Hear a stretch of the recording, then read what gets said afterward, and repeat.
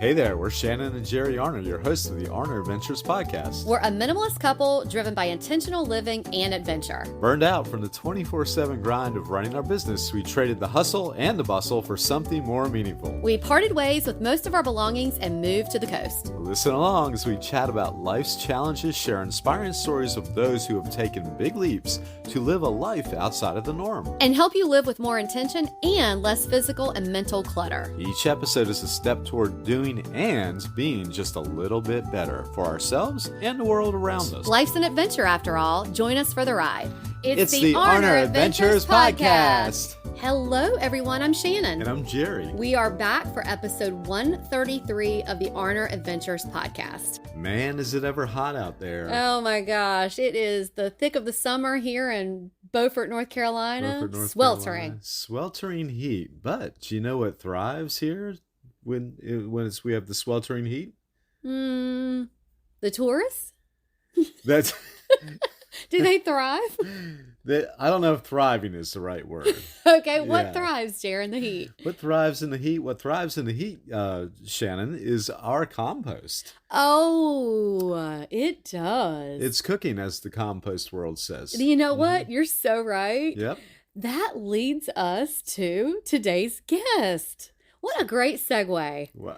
Our guest today is Cathy Nesbitt, and she is the mastermind behind Cathy's Crawly Composters, turning kitchen scraps into garden gold. And we know from our gardening journey, we're sort of new. I mean, we're about 3-4 years in. We learn something new every single season.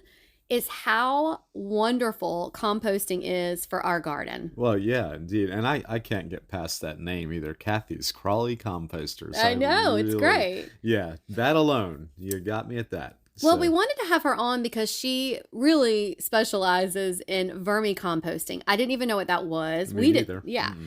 But it's composting with worms. And I know what you're thinking, listener. You're going, oh God, there's no way I can do this with worms. We thought the same thing, but you really should listen to how she got into it because she was thinking the same thing. And you learn so much more about, how to compost with worms, why it's more beneficial, and on a broader scale, what it does really for the environment and how wonderful it is just on a micro level if you start composting, what you can do for the environment. Yeah, that is pretty fascinating. I think the best way to dig in here, excuse the pun, is just to get to the conversation. Let's just go ahead and do it. Well, you know that we are so excited about welcoming Cathy to the show. Cathy Nesbitt is the mastermind behind Cathy's Crawly Composters, turning kitchen scraps into garden gold and championing sustainable living, which we love. As a health and wellness advocate, Cathy also runs Cathy's Sprouters and Cathy's Laughter Club. We've already laughed several times before recording this, sharing her passion for healthy living and happiness. She's an award-winning innovator and an inspiring speaker, motivating people to make eco-friendly choices. Certified as a laughter yoga teacher and honored as a laughter ambassador, Cathy blends humor and wellness into her workshops. When she's not busy composting or teaching, you'll find her cycling or gardening, living the sustainable life she loves to promote. Cathy, thank you for being with us. Oh, I'm excited to be here. Thank you. Yes, I like to paint a picture for our audience so that they can kind of get an idea. Where are you coming to us from? I'm located in Ontario, Canada, just north of Toronto. Okay. All right. Well, I know that our listeners have been on this journey with us about more sustainable living and an eco-friendly lifestyle and our gardening, which we just started our gardening journey about 3 years ago. And I'm preaching to the choir here. You know this, but there's just nothing more fulfilling than growing your own food. I mean, I just love it. And so the next thing that we learned through that whole journey was our organic garden and then how beneficial composting is. And so I would love to know how, and I'm sure our audience does, how Cathy's Crawly Composters got started. I mean, have you always been sustainably minded, or tell us about that? Yeah, so I grew up in Toronto, and 93 I moved out of Toronto and bought my house north of Toronto. Couldn't wait to start gardening and composting. And a teacher friend asked me to look after her worm bin. I didn't want worms in my house. This is indoor composting. I didn't want Sure. worms in my house, but I come from a place where I think we should try things for ourselves. People are so quick to say, oh, you won't like that. Oh, good. Thanks for saving me the time. I'll get on to the next thing that I won't like. Try stuff for yourself, folks. You don't know. So I took on the challenge because I'm avid gardener, composter. So I knew the value of the worm compost, but I didn't want worms in the house. And I think that's a lot of people. They maybe know about the value of the end product, but they don't want to do the process. I took on the challenge, and I think the universe is fascinating place where you get seeds dropped along the way. So this was my first introduction to vermicomposting, and it was a disaster. I did keep the worms alive, but I was a fruit fly farmer, and there's no market for fruit flies. They die in a day or two. They're hard to catch, and nobody wants them. So don't be a fruit fly farmer if you take this on, and I'll give you tips on how to prevent them. So I took on the challenge, and at the end of the summer, put on big gloves to get the worms, separate the worms in the compost. And I said, I'm never doing this again. Never say never. I was getting my psych degree, going at night. I didn't care about the paper. I just wanted to, I'd love learning, and I love meeting the people that love learning too. So 2000, I graduated. So I sound younger. And I'll always remember what year I graduated. So that's a great bonus. Yeah, of course. And I got a job at a group home working with challenged adults. I came from corporate, so I was a secretary for 20 years. And then I got this job at a group home, and I thought that was why I was put on earth. I was like, oh, I love this. I love working. I love supporting people and working with them. And it was wonderful. The greenhouse, they had 10 homes and a farm, and they didn't compost. When I approached them about composting, they said, we don't need fertilizer because we have cows. So I said, wow, it was the first time that I realized people don't connect what they're doing. They're creating all this food waste, paying a ton of money to ship it away when they could manage it on site. So save money, be good for the planet, and something for their clients to do. Not for everybody, but for the ones that like getting their hands in the soil. And the greenhouse manager said, what about worm composting? Oh my gosh, Shannon, have you ever done anything that you're like, get all excited, then it doesn't work out, and you're like, ooh, I'm never doing that again. Sure. And somebody says, hey, Shannon, why don't we, whatever it was that you're like, no, I'm never doing that. That's what happened. So the greenhouse manager said, let's do worm composting. I was like, oh no, they're the worms again. They're coming back. They're not going to get worms anytime soon. It's an institution. They have to have meetings. They got to decide if it's a good idea, if they have the money. It's going to be, they might never do it. So I went home and I started to do research on the right wigglers. And I discovered that they're the original alchemists. They turn garbage into black gold. They have 5 hearts each. A pound of worms and their descendants could transform a ton of organic waste. They reproduce more than rabbits. So it's a sustainable process, and they're pure protein. Not that I'm suggesting we eat them, but they're food for a lot of animals in the wild. So that's why they have this phenomenal reproduction.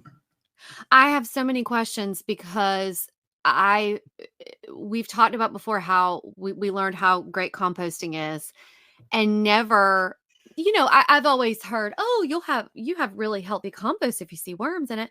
And I know nothing about the worm part. And so for me, I always feel like, oh, we're doing this great thing. We're composting, and we have the compost bin that, we turn. And sometimes I'll say to Jerry, are there worms in it? Are there worms? So I guess my question is, as sort of, I still consider us beginners, and for others who may be listening, do the worms not come naturally to it, or you have to get worms and then put it in it? How does that work? Great question. Great. So if you have a turning composter, you're not going to have worms in there because it's not connected to the earth. Okay. Right. So that right, they can't just squirm on in. Right. And you wouldn't add worms to a rolling composter. Okay. So this would be like a compost pile, like if you have it on the ground. Okay. Correct. Like a manure pile, or just a pile, or one of the composters that's has an open bottom and it's open to the earth. Okay. Then the worms may find their way there. There are thousands of types of worms. Only 4 are optimum for vermicomposting. Okay. And red wigglers are the optimum composting worm.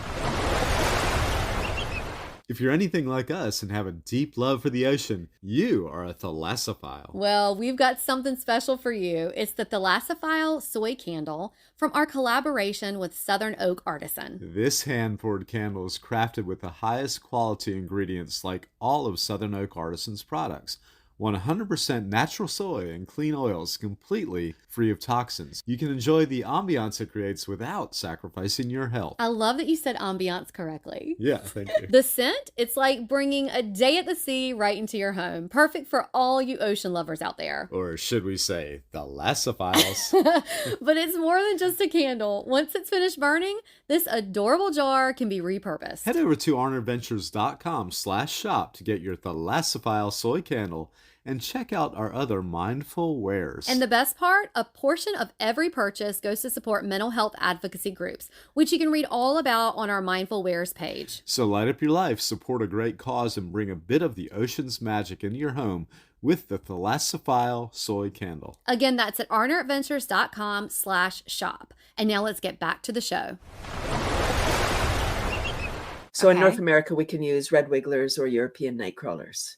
Okay. And we're looking for the surface dwellers, and they eat carbon and nitrogen. So the carbon is the leaves, straw, cardboard, and the nitrogen is your food scraps, coffee grounds, manures, as a basic guide.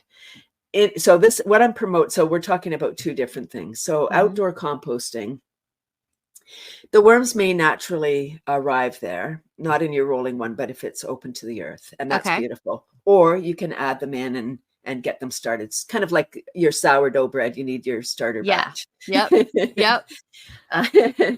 That was a funny reference. Sort of like yogurt. It's like yogurt. You have to have, to get started. Yeah, gotcha. Right. You need your biology in there. So again, we're talking about two different things. So for outdoor composting, you don't need to have worms. The worms will naturally come, or there is other organisms that break down the food. Okay.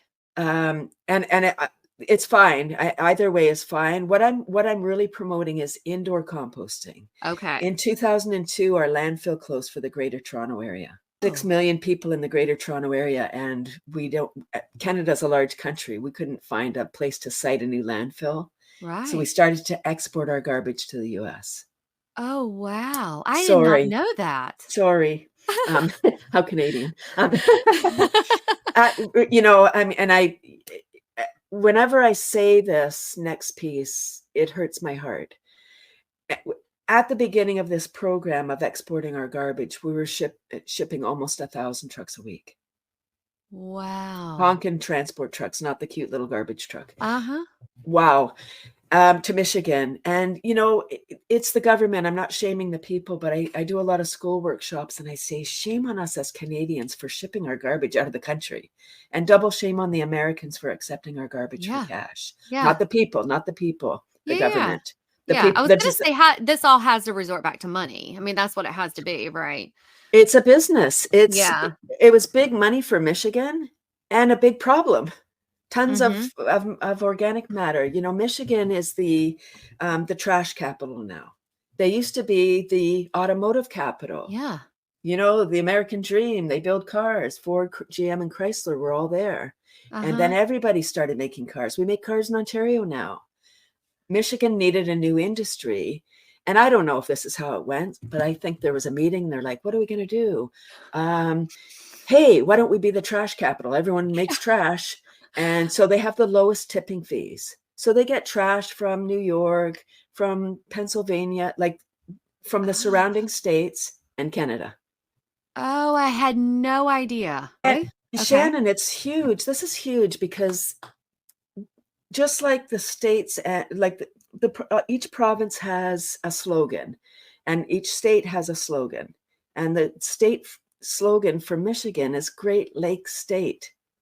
It's surrounded by water, which means when this stuff breaks down, it gets all commingled, and then you get really toxic juice. Garbage juice is really toxic because you might have batteries in there. I know who puts batteries in the garbage, people who don't care. Right. your old paint, right? And that all gets mixed in. It's this toxic soup. And the government say, well, we have a liner in the landfill that will, no, the liner is going to break down. In Ontario, we have a place where they were trying to put a new landfill, and it was right on one of the most pristine aquifers, like one of the most purest water in the world. And I heard the warden of the county say, the liner is really good, the latest technology, and it has a 2-year warranty. 2 years, huh? And then he said, if the water gets contaminated, we'll just add chemicals. What? I almost drove off the road. I thought I was listening to a spoof show. I was gonna say, was it April Fools or were these kids talking? Like what? This was real time news, and I was like, wow. I almost drove off the road thinking, who are these people that will just add chemicals to this pristine water? Are you kidding me? Stop it. So luckily they've said it's never going to happen there, but never until the next government comes in and changes their mind. Right. Haha, not funny. Because I would be crying. It's so serious. Yeah, of course it is. Yeah, I need to laugh because. Yeah. What else are you? Yeah. One of the things that when we started composting, and we rent. So we knew that, okay, we need an alternative that can be transported if it's not welcome. Actually, our landlord is wonderful. He's a master gardener. So now he's like, do whatever you want to do as far as composting. But a lot of our audience from the blog and the podcast have messaged saying, well, I live in an apartment, so I can't do this. And there's not a service, because I know there's some services in bigger cities that offer the compost pickup and all that. So this is actually perfect, right? For people who don't have a yard or an outdoor space that they can compost. It absolutely is. Or in places where there may be a higher volume of rodents or type of thing. In Toronto, and yes, I'll talk about that. In Toronto, there was a brewery, like a giant brewery that shut down, and it housed thousands of rats apparently. And so when that shut down, those rodents had to go elsewhere. So they infiltrated a community garden, and they had a beautiful composting program. Now it needed to be shut down because it was outdoor and it was just a buffet for the rodents. They're opportunists, right? They're not, people go, oh, if you compost, you're going to attract rats. That's not true. That's not the truth. The rodents are opportunists. They're going to go where there's free food and shelter. Right. Yeah. So this is indoor. So I love when people say, oh, I live in an apartment, I can't compost. It's like, no, this is for you. So I'll talk about how that works. Okay. For the do-it-yourselfers, any container will do. There are beautiful systems you can buy online. It's not the system that makes it work. You still need to create the right environment. So work is required. So we'll use a Rubbermaid tote or a plastic bin like that. Okay. You need a carbon nitrogen mix. So the carbon indoor would be shredded paper, drink trays, egg cartons, the paper ones, cardboard, these kind of materials. Okay. The more you shred it up, the better, the faster it breaks down. Okay. A little bit of soil from outdoor, not from a bag, not potting soil. You want to you're adding the soil for the microorganisms. Okay. So potting soil, compost in a bag, a plastic bag, it's all sterilized. There's no life in there. Okay. And the compost, thank you. I'm so happy to talk about this because people don't know that the compost industry is not regulated. So you're buying triple mix or composted cow manure. It's not regulated. So it could be anything. And it's usually sifted. So it looks beautiful. But if you don't know, if you don't have a chemical, breakdown, a report of what's in it, then you don't know what's in it. Okay. So just be aware. So you want to get just a scoop of soil from where there's been no chemicals applied, like in your own garden about 6 to 8 crushed eggshells, and then water. Those are your basic ingredients. Mix it all up, add your worms on top. You want to get your worms from a reputable dealer rather than just Kijiji, somebody selling some worms, because there are 800 to 1,000 red wiggler worms in a pound. Only a reputable dealer knows what that looks like. Uh-huh. And we sell by the pound rather than by the worm. So we're weighing it out. But anyway, so just go with a reputable dealer. Add your worms on top. Then they eat about half their weight per day in food scraps. So if you had a pound, I'll use for easy math, a pound of worms, they eat about half their weight per day in food scraps. So a pound of worms, half a pound per day, 3 to 4 pounds per week. Now you're not feeding every day. Best if you chop up your scraps, set it aside in a container, let it start to decompose, and then adding it in. What that does is a few things. The scraps will start to decompose. The juice will be released. You can pour off the excess moisture. Okay. Because the juice is weight. So if they're eating half their weight, if you add the juice in, that's taking up space. That's right. Okay. Okay. Right? Okay. So you're adding in the scraps, and that also will help you manage the moisture so your bin doesn't get too wet. Okay. The worms aren't fish, so you don't want to have pools of water. Yeah. And it's aerobic process. Here's one of the other objections. Will it smell? It's in my house. Am I adding rotting food? Is it going to stink? No, it's aerobic, meaning with oxygen. So it's a built-in mechanism. It's really exciting. We breathe oxygen, so do the worms. If it has a bad odor like rotting food, or if you've ever smelled potatoes that have gone bad, yikes, awful. That now the oxygen has been converted into gas. Okay. Bad for us. We can't breathe gas. The worms can't breathe gas. Action is required. Right. It may be too wet or too much food. Something is happening. Okay. 3 key elements for successful vermicomposting: temperature, moisture, airflow. Temperature, I'm bilingual, so I'll talk in Fahrenheit and Celsius. 60 to 80 degrees Fahrenheit, 16 to 28 Celsius. Okay. So room temperature, really, literally room temperature. If we're comfortable, the worms are comfortable. And as our climate increases in temperature, indoor may be the way to go, because imagine Texas, too hot, just too hot. The worms are not going to be happy over 100 degrees. Right? In Canada, like minus 30 I don't know what that is in Fahrenheit. Anyway, below zero, too cold. Too cold. Right? They're going to freeze. No good. So as our climate changes, we may need to bring them even in places where it was prior would have been fine to do it outside. It may not be anymore.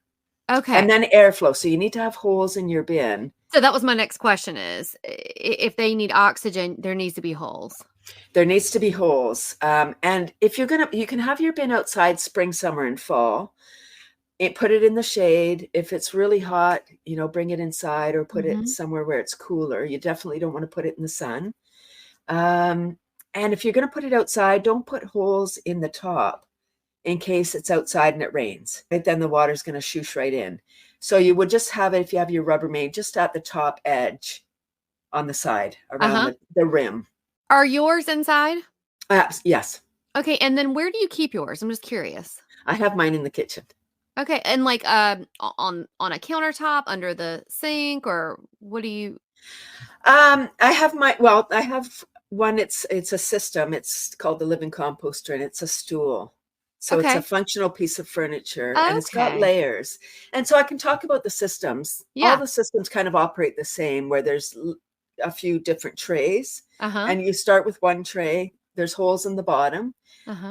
Same materials that we talked about with the Rubbermaid. Your shredded paper, soil, eggshells. You're feeding your worms. When the tray fills up, you add the next tray on top. The worms will migrate up. Okay. And they leave behind their black gold, so you don't need to harvest manually. Okay. This sounds wonderful. It's so, Shannon, this is such a beautiful thing for people to overcome their fear. Like, they're like, oh, worms, I'm afraid. And am I going to have like a worm infestation in my kitchen if I do this? And no. Okay. Right? Are they going to crawl out? Are they going to eat my children? No, none of those things. Only if they're rotten. No. Yeah. It sounds like they're going to stay where they're getting food, and they're attracted to that whole process too, right? That's it. So they don't have eyes, they don't have ears. The only reason they would, so they can't see. No point in going sightseeing. They can't see. I'm funny. The only reason they would crawl out is if the conditions were wrong inside. Okay. Meaning, there's not enough food. There's too much food. The oxygen has been squished out. Now it's smelling.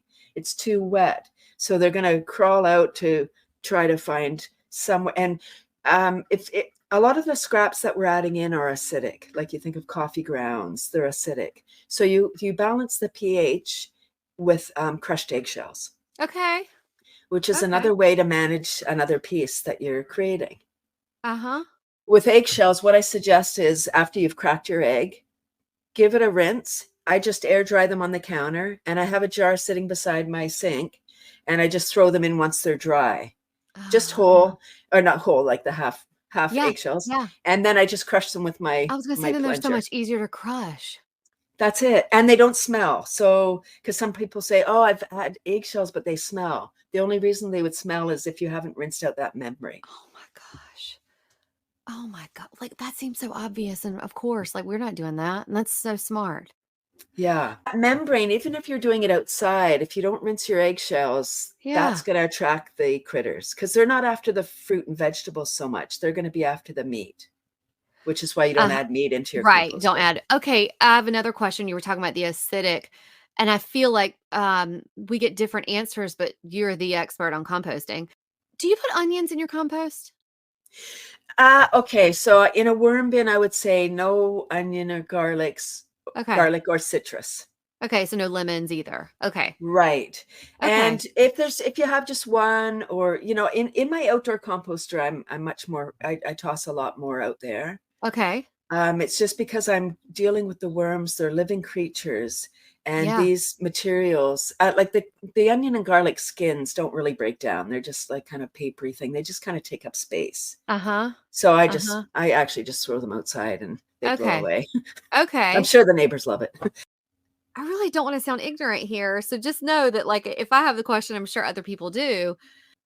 At any point, are the worms harmed at all in this process? Only if the conditions become acidic or something and you're not in action, then they will meet their demise. But like other than that, you're just really contributing to them living their best life because they're getting all this food that they want and it's great for the environment and all that, right?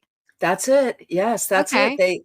They're going to keep on reproducing. So I think I mentioned at the beginning, they reproduce more than rabbits. Yes. So they do have a phenomenal reproduction, and so if you buy a pound of worms under ideal conditions, there's so many factors. 5 or 6 months, they're going to double in number. Okay. So then you'll have 2 pounds, but you'll need to provide a bigger space. If you don't, that's what I was thinking. So nothing is required. You can just, if you're like, I don't want more space, they're fine. You can just leave them. They'll work it out for themselves. The adults die off to make room for the babies. The babies are very adaptable. Or you could take some out, start another bin, expand your system. So it's really the amount that people want to do. Some people just want to do this as a project, make a little bit of soil for their garden. Others want to manage all their scraps to become more sustainable. I encourage that because, food waste, it's estimated that 1/3 of the food produced globally, 1/3 is lost or wasted. 1/3, that's 1.3 billion tons. Like, let's just say you could get Canada to start, or even Toronto to start this composting. How much would it save? But also, do you know financially how much it would save? Is there any idea? Financial on the governments or financially for who? I don't have those numbers. That's interesting. I mean, I'm just thinking if we change the mindset of let's just outsource it and pay it, but how about we just change the process and then start composting so that we don't have to send so much trash out, The challenge is governments are so slow to make change. They're just there. They don't have the foresight. It really is dependent on entrepreneurs and the ground up. We need to have a groundswell of people demanding that we do this. I'll go back to Toronto. So when our landfill closed and we needed a solution. So my business is pre-green bin or pre-organic collection program. So then Toronto introduced this organic collection. It's called the Green Bin Program. And it's more toxic than the recycling program. It's brutal. That program, the compost that came out of that program, I was working closely with the green bin people to see, is there a way that we could do this? Everyone wants to know, can it be scaled up? Everything can, but we're talking about living creatures. So it's very difficult because we're looking at the individual to do the right thing. And the individual doesn't always know what that is or care to know. And, that's the truth. I don't know how we teach care. Yeah. Right. Some empathy. Right.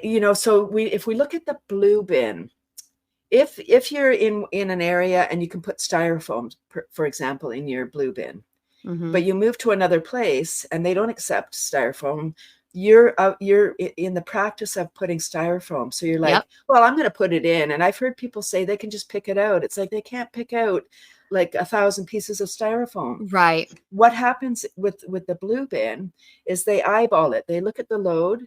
If it's too high in contamination, that whole load gets landfilled. Despite all the efforts of all the people that wash the jars, take the labels off, and their blue bin's nice and neat. I don't know if you know any of those. I feel like we do a really good job. And so I'm sitting here thinking like, it really is like one bad apple ruins the whole bunch. It does. So now that's the bottles, cans, plastic. Now when we go to food waste, that's already the devil. Like it was yesterday's dinner, but today it smells and rodents and fruit flies and all these other things that we don't want. So we want to get rid of it. So you can toss in all those things. In Canada, we have like a household hazardous waste where you bring your batteries or your, old oil or paint or something that you're done with, that you don't put it in the garbage. It goes to a separate disposal. Right. If you don't care, you're like, oh, I'm going to just toss this in my green bin. Who will be any the wiser? Nobody, until they, get it to the system. Then it gets in the system, and now the system's contaminated again. Right. What's the best way to get rid of fruit flies? Fruit flies, yes. Thank you. So everybody, or not everybody, many people have had fruit flies. Yeah. And so they go, I don't want to have fruit flies. And I say, have you ever had fruit flies? Yes. Have you ever had worms in your house? No. Okay, so you know that the fruit flies don't come from the worm bin. You've never had one. Okay. True. Right. So you don't want to create an environment where it's good for them. They're just decomposers. And so for people listening, fruit flies cause no trouble for humans or pets. Okay. They bug us because we call them bugs. Just doing their job. Okay. They're on most of the fruit, but we wash the apple, we wash the pear, and then we eat it. Yeah. So the fruit that we don't wash first, bananas, we're not adding citrus anyway, so that's fine. Anything we don't wash first, if you give it a quick rinse, like you eat the banana, then you give the peel a quick rinse, and that will wash off the fruit fly eggs.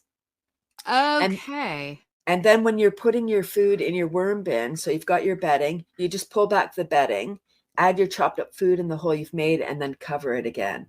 Okay. So if there are any fruit flies in your house or in the work or school, wherever you have your worm bin, they're not going to find their way into the bin. You were talking about the worms. Do you farm and sell worms, or do you have resources on your website about the best routes to get those from a good I do, but I'm only supplying Canada. Got it. But in this, again, with the States, there are a lot of suppliers in the US. So what's the best way to find a reputable one? Like, what would you look for? I would say if there's a website, I think it's worms.com. Okay. And you put in your state and your city, and then you'll find the dealers there. Okay. So we'll put that down on the show notes so that everyone can have access to that if they're in the States. Someone is brand new to composting, period. And they're like, hey, I heard this, and now I'm glad I haven't started yet. This is perfect timing. I'm going to go ahead and get started. And then I'm going to integrate some worms into my process. So they can, like you said, they can get started with just a Rubbermaid container, or there are sort like a system that you have that we'll link in the show notes that they can get access to that as well. Is there one if they can do either, what do you recommend? Do you recommend the system like that you have, or do you recommend? Oh, that's a personal choice. Some Okay. people want to do the hands-on. I mean, if you're doing this as a project for the kids, I would say a Rubbermaid, because then they're more hands-on than how you separate the worms in the compost just in a single bin. You don't, once it, 3 to 5 months, the worms will have converted the material. The easiest way, you dump the whole thing out on a plastic sheet, put it in small round piles. The worms are photosensitive or afraid of the light. They go down into the piles. Okay. Scoop off the top, around the sides. The worms will keep making their way down because they just need to escape from the light. It's about an hour to separate a bin, but it's a wonderful project with the kids. Like, they're hands-on, they're not on their technology when they're in it. Yeah. And it really connects them. Like, I feel like, back to Toronto again, it's a large urban jungle. There's a lot of concrete. Yeah. There's not much green space in Toronto. So some of the children that live there have never even, seen a worm, never mind. And if you're not, if we're not connected to something, why do we care about it? We don't. And I use the forest. Right. Like, if you've never been to the forest, why do you care if they cut it down? That's exactly right. I'm sitting here thinking too, even adults, even like Jerry and I would love to know more about the process of that. So I think even the Rubbermaid bin would be better for us, just so that we can learn it and understand that process. Do you have like like people who want to do it, or with kids, do you have detailed instructions on your website of how to do it? I have a beautiful video. It's from my early days. Perfect. Okay. Yeah, it's Vermicomposting 101, and it's how to do it in a Rubbermaid bin. Everything oh my gosh. Need, yeah. We're going to link to that in the show notes as well. So there's just a direct route to it. This is a really great thing for people who want to do something, who are feeling overwhelmed by climate change. And they're like, I don't know what to do. We all eat. Yeah. We all produce a certain amount of food waste. So this is something we can do. Yeah. And with that black gold that we produce, the worms. Not our black gold, their black gold. Yeah. You put that on the garden, and it's like plant food. We don't need to add any chemicals. In North America, we've destroyed the soil with our monocropping. Yeah. Corn, wheat, and soy, acres and acres of those 3 particular crops. We need to add a lot of chemicals. I've learned so much about, if someone puts something that's not native, even a block up the street, it harms or it changes things like in your environment. So I have really loved, it might make me a really big nerd, but you'll appreciate it. I feel like I really love when we get our compost and we're adding it to our garden, and knowing that we're contributing in a way that really isn't that difficult. And it's so much healthier to take waste that we had and contribute that to our garden, and how it just really nourishes it. And this is so great. Oh, Shannon, I'm so happy because, once you overcome your fear of the worm part, and you see the magic that they're the original alchemists. They convert garbage into gold. I love that you call them alchemists. I love that. We know more about the stars and the ocean than we do about the soil where our food comes from. That's so true. And I want to get to your fast 5 questions, which they're just this or that. They don't have to be that fast. We just call it that. Earthworms or ladybugs? Oh, I guess I have to say earthworms, but I love ladybugs too. Okay. Morning meditation or evening reflection? Oh, I'm a morning person, so I would have to say morning meditation. Me too. I appreciate both, but I am definitely morning. Planting flowers or planting vegetables? Vegetables. Homegrown produce or farmers market vines? Homegrown. Compost tea or green tea? Green tea for me, compost tea for the garden. Yes. Okay. Well, that was great. Okay. And the question we do ask everyone, and we would love it if you could answer it, is, Cathy, what does a life well lived mean to you? It means living every day with purpose, making a contribution, always looking for ways to improve myself so I can serve on a bigger scale. Well, Cathy, you're doing that because all of your knowledge and your experience has definitely influenced us. Even before we talked to you, we wanted to talk to you so that we could learn more about this. And I know there's even at least one listener that's listening to this that is going to be excited about starting it. So you're doing it. So you should feel very fulfilled. And so I love everything that you're doing and all of your experience and your learning. And hey, how grateful are you now that that friend of yours wanted you to watch her worms?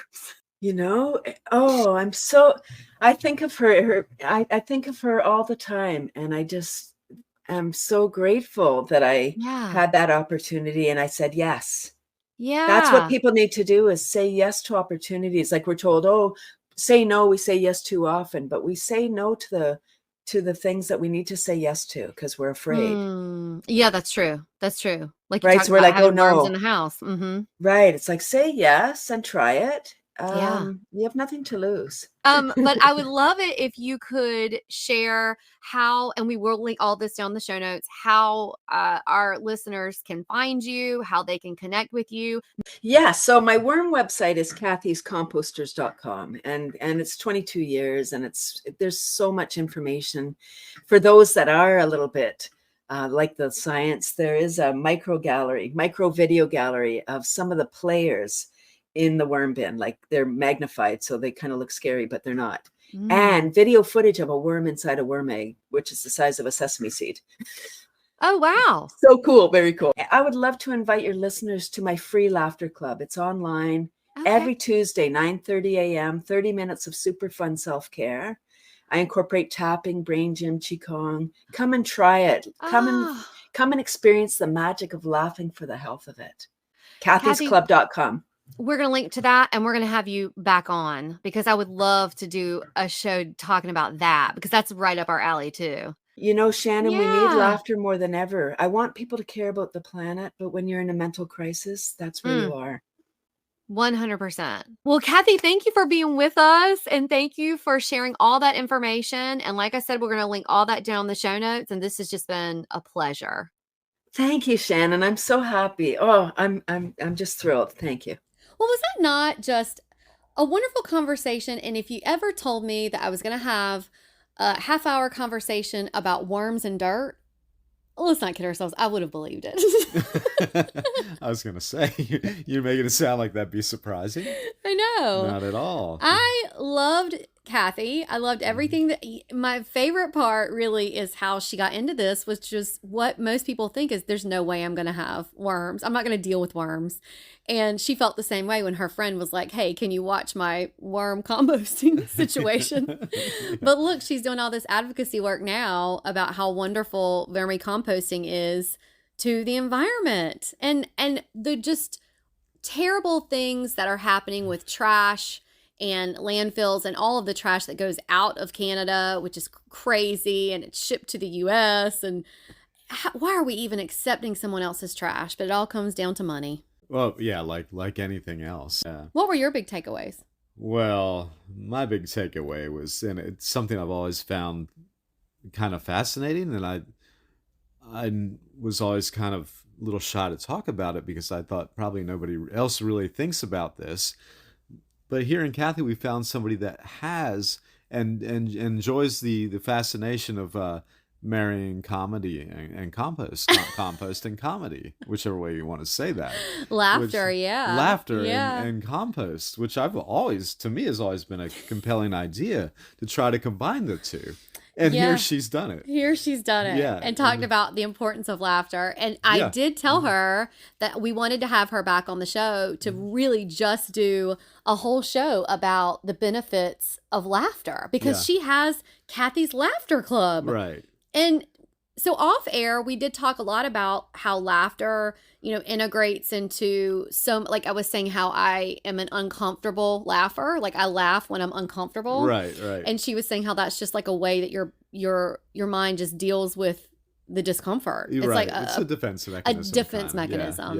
Yeah. So yeah, we are going to have her back on the show. Actually, this reminds me, I need to go ahead and send her the scheduling link. But yeah, we hope that you enjoyed this conversation as much as we did. And we hope that if you haven't started composting, please go to the show notes, because we're going to put information that she shared. We're going to put our journey with composting and how we got started. And even if you don't do the vermicomposting, which we're going to slowly get into that because we're learning about it too, composting is so beneficial, and it can be done even in a tiny apartment, tiny home, wherever you live, you can do it. Yeah, that's right. And not only if you need to start composting, but if you need to start composting and you need a few laughs, comedy and composting. That's right. Yeah, from Cathy's Crawly Composters. That's where you want to turn. If this episode resonated with you, or if you know of someone who would benefit from what we talked about, please share it with a friend. It's a great way of supporting the podcast, and we really appreciate it. Another way of supporting the pod is by leaving us a 5-star review or rating on the platform you are listening to us on. And go ahead and hit that subscribe button. That also supports us. You can always find us, the show notes, and sponsors who support the podcast at arneradventures.com. And until next time, enjoy the journey you're on. We're wishing you lots of adventures. Bye-bye.